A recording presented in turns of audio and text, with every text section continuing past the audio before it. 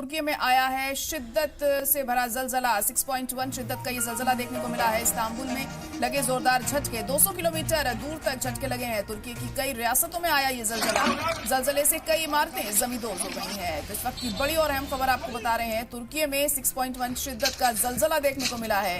Istanbul में लगे हैं जोरदार झटके, 200 किलोमीटर दूर तक झटके महसूस किए गए हैं। ये तस्वीरें भी आप देख सकते हैं। जब ये जलजला आया तो कैसा माहौल उस वक्त वहां देखने को मिला और कैसे तबाही का मंजर यहां दिखाई दे रहा है इस जलजले के चलते। तो दहशत का माहौल इस वक्त तुर्की में देखने को मिल रहा है, क्योंकि 6.1 शिद्दत का ये जलजला यहां पर आया है।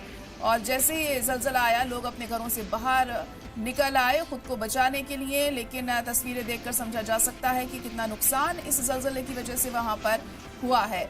तो बड़ी खबर इस वक्त तुर्की से, जहां पर भूकंप के झटके महसूस किए गए हैं, जलजले के झटके महसूस किए गए हैं। 6.1 इसकी शिद्दत मापी गई है रिक्टर पैमाने पर और 200 किलोमीटर दूर तक झटके लगे हैं लोगों को। तुर्की की कई रियासतों में जलजला देखने को मिला है और जलजले से कई इमारतें भी जमींदोज हो गई हैं।